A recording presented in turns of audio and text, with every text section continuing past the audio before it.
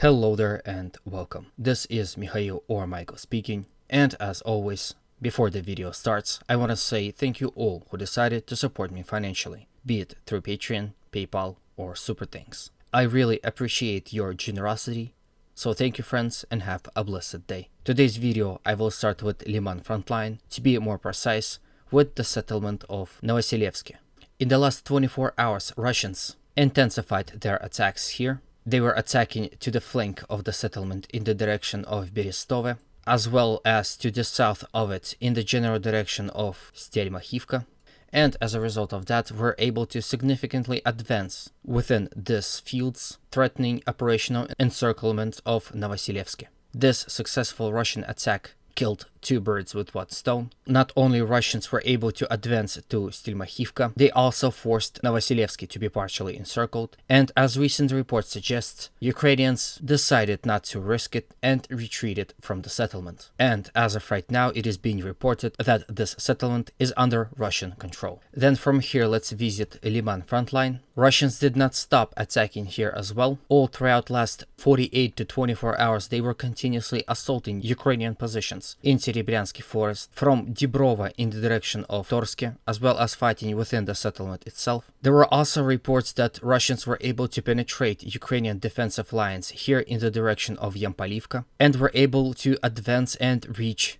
Reservoir, effectively cutting off and splitting off Ukrainian forces into two. If that were to be true, it would mean that soon battle for Yampalivka settlement will start. And if, of course, that will end up successfully for the Russians, we are to expect more assaults in the direction of Zarichne from newly acquired frontline, as well as in the direction of Terny. Then from here, let's visit situation around Bakhmut. Continuous Ukrainian assaults in the direction of Berkhivka and Yagodnaya, although consistent but ineffective, were repelled. Then let's move to the Klishevka. Here, Ukrainians were assaulting Russian positions from this direction. However, soon Russians went on the counter-attack and were able to recapture some of the positions that they previously lost to the Ukrainians. So, as a result of a successful Russian counter-attack, Russians were able to capture this much territory in front of Klishevka. With this, Russians extended the buffer zone in front of Klishevka on this front, and in order to completely save the situation, Russians might strike here to increase buffer zone in front of their most fortified sector. If that were to happen, Klishevka, at least for now, could be saved. Then from here, let's move to the Avdavka. Interesting news are coming in from here as well. In the last video, I reported that Russians were able to successfully advance in the direction of Severnaya and capture some of the trenches of Ukrainian forces. Now we know for sure how much territories Russians captured exactly. So this is how much. As you can see, Russians have resumed their offensive operations here in this sector and completely negated everything Ukrainians were able to achieve here in the last month by retaking what they lost previously. Generally, Ukrainians and Russians were on the attacks and counterattacks all around Avdavka. However, this is the only place as of right now where Russians were able to achieve some success. Then from here, let's move to the Vremivka Tactical Bridgehead. As of right now, there are no territorial changes in favor of Russians or Ukrainians, but the most recent report suggests that Ukrainians are on the offensive here in this sector, and especially here in the general direction of Urozhaine and Staromayorske. In the recent few hours, heavy clashes were reported in this area. It would seem that Ukrainians realized that they are unable to penetrate Russian defensive lines in Novodonetsk and decided to attack elsewhere. As of right now, this attack is happening in this general direction. Reports by the Russian side suggests that Ukrainians are still unable to penetrate Russian defensive lines and are losing men and armor in mass. Of course, there were also reported assaults from Rivnopol and Novodarivka in the direction of Priyutne, as well as from Livadne in the direction of Priyutne. However, at the time of recording, Ukrainians were unable to achieve any success here. Then from here, let's move to the Gulay Pule. Interestingly enough, here Russians were on the offensive, and as a result of these offensive actions, were able to successfully advance and retook some of the positions in front of Morphopil. Not only that, as a result of those attacks, they were able to push back Ukrainians and force them to take refuge in this Dacha area, for which battle is currently ongoing. They were also able to successfully advance along these open fields and completely retook them, reaching this dried up river and the reservoir. now coming into a close proximity of the settlement of Chervone.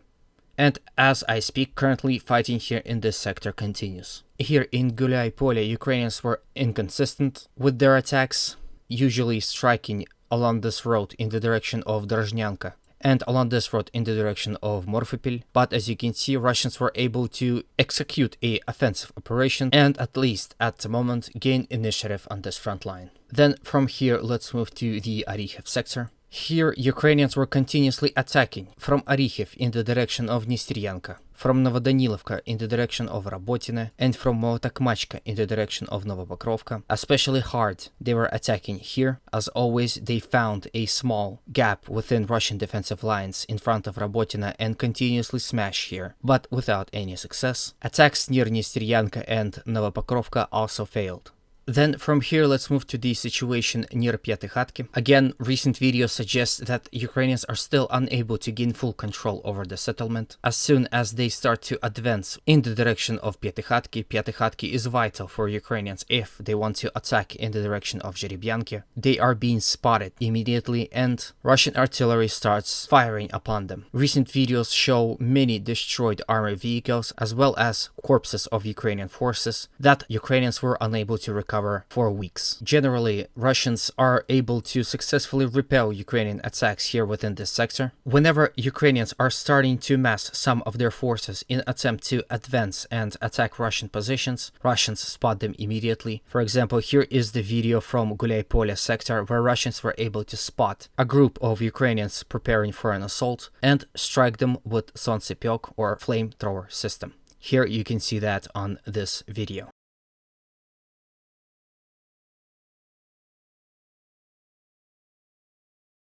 Interestingly enough, Russians decided to regain initiative and attack on almost entire front lines right at the moment of a NATO summit. I don't think that's a coincidence. Both Russians and Ukrainians are trying to get the better of each other in this kind of political games. Anyway, I want to hear your opinion on this, whether these Russian attacks were coincidental or it was a plan behind it. And anyway, this is the end of the video. You've probably realized that my last video was flagged as an 18+ video. Unfortunately, that means no ad revenue. And what's worse, no views at all because YouTube completely stopped recommending this video to any people. So you could see that I almost did not show any actual war footages. For some reason, I was unlucky enough to be flagged by YouTube. So if you support me and my video, please consider smashing that like button, posting a comment, and if you haven't subscribed, subscribing. Of course, these actions help promote this video to a much wider audience, thus help spread the message. If you feel extra generous, please consider supporting me on Patreon. If my future videos will be flagged by YouTube, and if you don't want to give up your information to YouTube itself, you can join my Rumble account. It would seem this is not a problem over there, and you can always watch my videos there. The link to my Rumble account as well as to my other resources will be in the pinned comment below. And anyway, thank you friends for your immense support, which means a lot to me. As always, humanity calls me to condemn all violence against human beings. Hope you have a good day, and always remember, Russia will be free and great.